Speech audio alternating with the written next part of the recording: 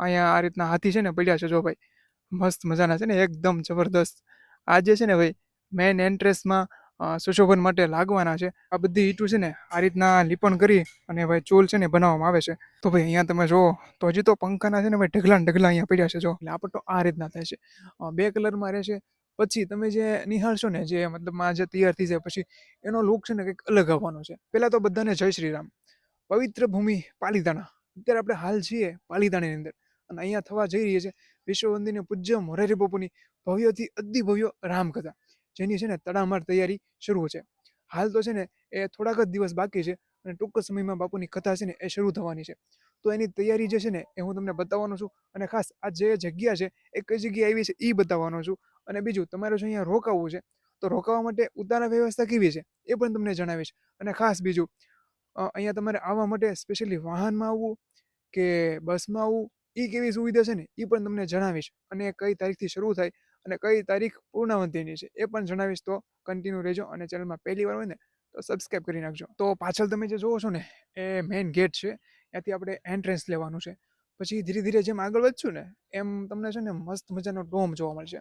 અત્યારે તમે જુઓ ને તો આ સરસ મજાનો મોટો ડોમ છે જો. અને આ ડોમની લેન્થ કહું તો ખૂબ જ મોટી વિશાળ સંખ્યાની અંદર સ્પેસ છે. એની અંદર હજારો લોકો છે ને એકસાથે બેસી અને કથાનું છે ને રસપાન કરી શકે. અત્યારે હાલ ઓલમોસ્ટ બધું કામકાજ છે ને એ શરૂ છે. બાકી તમે જુઓ તો આ રીતના ડોમ છે આ બાજુ અને આ બાજુ, અને આગળ છે ને કામકાજ શરૂ છે. તો હવે ખાસ કરીને પહેલાં તો એ કમેન્ટ કરી દેજો કે અહીંયા કોણ કોણ આવવાનું છે. તો ગાઈઝ હાલ છે ને આપણે જે વ્યાસપીઠ છે એની ખૂબ જ નજીક આવી ગયા છે. અહીંયા તમે જુઓ તો મોટા મોટા ઢગલા પડ્યા છે. બધું ઓલમોસ્ટ છે ને આ બધું કાપડ છે જો. અને આનું હજી જે ડેકોરેશનનું કામ છે ને એ બધું શરૂ છે. અને ધીરે ધીરે તમે જુઓ તો હજી જે ઉપરનો જે તમને ડોમ દેખાય છે ને એની ઉપર પણ આ રીતના છે ને પટ્ટા લગાડવાના છે. એટલે કે ઉપરની ડિઝાઇન બનાવવાની છે જો. આ રીતના આ બધું કાપડ પીડ્યું છે, અલગ અલગ કલરમાં છે એ છે. પછી આ એક કેસરી કલરમાં છે. અને ટોટલી છે ને ભાઈ અત્યારે હાલ જે તૈયારી છે અને જે ભાઈ આ લોકો કામ કરે છે એ દિને રાત છે ને અત્યારે ફૂલે ફૂલ મહેનત કરે છે જો. અત્યારે ખાસ કરીને આ બધું જુઓ તો આ બધા જે લોકો છે ને મસ્ત મજાનું છે ને કામ કરી રહ્યા છે. અને ખાસ આ જે તમે પટ્ટા જુઓ છો ને, તમે જુઓ અહીંયા પાછળ છે, પછી આ પટ્ટા છે બરાબર છે. તમે જુઓ તો આ રીતના છે ને લાઈન ટુ લાઈન તમને પટ્ટા જોવા મળશે ને ઉપરથી ઉપર લગાવેલા છે. પછી આ પટ્ટા છે ને સીધા સામેની કોર્નર સુધી જાય. એટલે આ પટ્ટો આ રીતના થાય છે, બે કલરમાં રહેશે. પછી તમે જે નિહાળશો ને જે મતલબમાં જે તૈયાર થઈ જાય પછી એનો લુક છે ને કંઈક અલગ આવવાનો છે. અને ખાસ હવે બીજી એક વાત કરી દઉં કે આ જે જગ્યા છે ને એ વિજયગીરી આશ્રમ, કૈલાશ ટેકરી, સગાપરાની ધાર, જે પાલીતાણાથી ખૂબ જ નજીક છે. તો ખાસ કરીને તમારે પાલીતાણા સોનગઢ જે હાઈવે છે ને એ હાઈવે ઉપર આવી જવાનું છે. અને ત્યાં તમને આનું જે છે ને એ કથા સ્થળ છે એનું મોટું બેનર તમને જોવા મળશે. એક આખો ગેટ જ બનાવેલો છે, ત્યાંથી તમારે સીધું અંદર આવતું રહેવાનું છે. અને મસ્ત મજાના અત્યારે તો છે ને ભાઈ નવા રોડ પણ બની ગયા છે આ સ્પેશિયલી કથા માટેના. તો ભાઈ અત્યારે છે ને કથા જે મેઇન ડોમ છે એની એક્ઝેક્ટ બાજુમાં અહીંયા તમે જુઓ તો સરસ મજાના જે જનરલ લોકો બેસે એના માટે સરસ મજાના પંખાની વ્યવસ્થા છે. ઉપર તમે જુઓ તો એક કરોડમાં છે ને ભાઈ 4 થી 5 પંખા છે ને એ લગાવેલા છે. પછી જે વીઆઈપી લોકો આવે છે તો એના માટે સરસ મજાની જે સોફાની છે ને એ વ્યવસ્થા છે.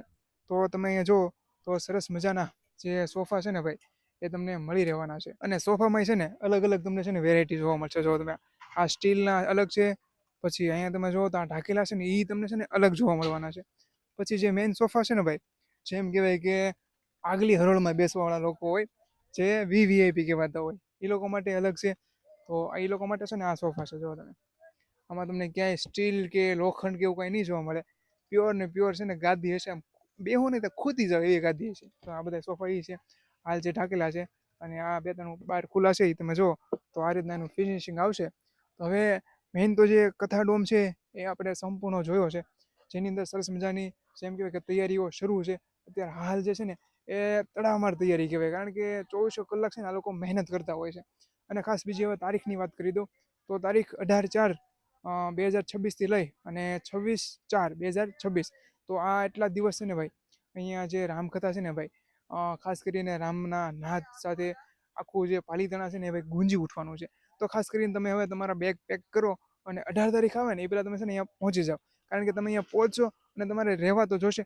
તો આગળ છે ને હું તમને છે ને રહેવા માટેની કેવી સગવડ છે ને એ બતાવું. અને જે ભોજન પ્રસાદ છે એના માટે કેવી સગવડ શરૂ છે ને એ તમને બતાવો. તો ભાઈ અને જય શ્રી રામ કમેન્ટ કરી નાખજો. તો ભાઈ અંદર છે ને સરસ મજાની આપણે તૈયારી જોઈ. હવે આ છે ને એનો મેઇન છે ને ગેટ છે. જો તમે આ એન્ટ્રન્સ ગેટ છે.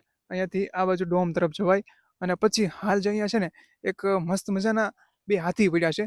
જેમ કહેવાય કે ગેટના સુશોભન માટે કદાચ મૂકવાના હશે અને બીજી પણ ઘણી વસ્તુ આવવાની છે.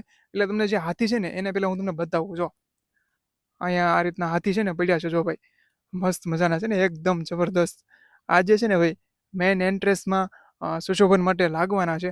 અને ખાસ કરીને તમારામાંથી કોને કોને હાથીની પડખે ઊભા રહીને સેલ્ફી પાડવી ગમે ને, ફોટા પાડવા ગમે ને, એ જરાક કમેન્ટ કરી નાખજો. તો ભાઈ અહીંયા તમે જુઓ તો હજી તો પંખાના છે ને ભાઈ ઢગલા ને ઢગલા અહીંયા પડ્યા છે. જો અને આ બધો જે વિભાગ છે ને ભાઈ ઇલેક્ટ્રિક વિભાગ છે. જો અહીંયા જેટલી પણ ઇલેક્ટ્રિકની સાધનો સામગ્રી જે પણ જોઈએ ને એ બધી તમને છે ને આ જગ્યા પર મળવાની છે. પટેલ અમરેલી તરફથી આ જે છે એ ઇલેક્ટ્રિકની બધી વસ્તુ અહીંયા છે આવેલી. અને જો તમે ખાસ બધી પેટીઓ પડી છે એની અંદર પણ ઇલેક્ટ્રિકનો બધો સામાન છે. બરાબર છે.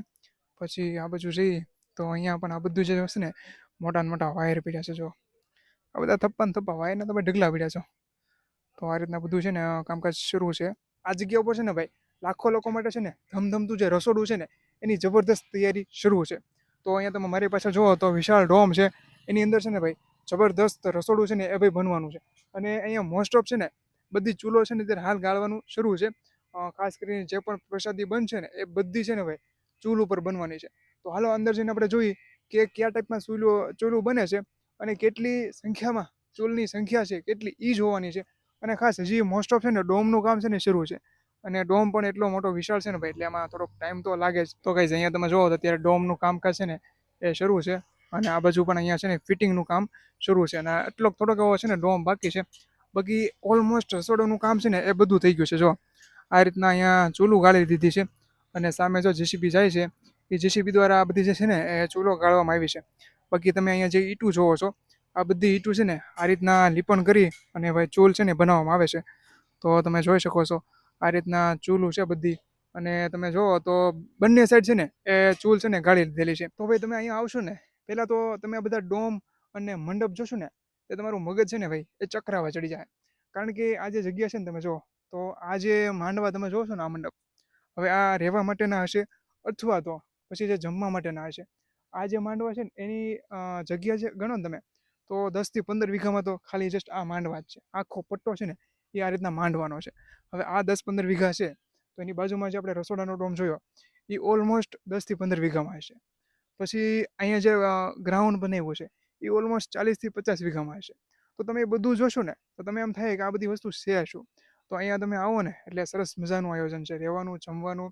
પછી ખાસ કરીને કથાડોમ એ પણ જોરદાર છે. રસોડું જોરદાર છે. હવે ખાસ ગાઈઝ ઓલમોસ્ટ બધી જ આપણે જે વ્યવસ્થા છે ને એ જોઈ લીધી છે. અને હવે ખાસ તમને વાત કરું તો આ જે જગ્યા છે ને એ ઓલમોસ્ટ પાલીતાણાથી ખૂબ જ નજીક છે. ખાસ કરીને ઘણા લોકો એવી કમેન્ટો કરતા હોય કે અમારે કઈ રીતે આવવું. તો તમારે પાલીતાણા આવવાનું છે. અહીંયાથી તમને સોનગઢવાળો જે હાઈવે છે ને એ તમારે પકડવાનો છે. બરાબર. જો તમે બાય બસમાં કે ટ્રેનમાં આવો છો તો તમને જે પાલીતાણા છે ને ત્યાંથી તમને રિક્ષા એ બધું વાહનો છે ને છૂટક વાહનો એ તમને મળી જશે. એ તમને સીધે સીધા હાઈવેથી તમને આ જે સગાવાળાની ધાર છે ને ત્યાં સુધી છે ને મૂકી જશે.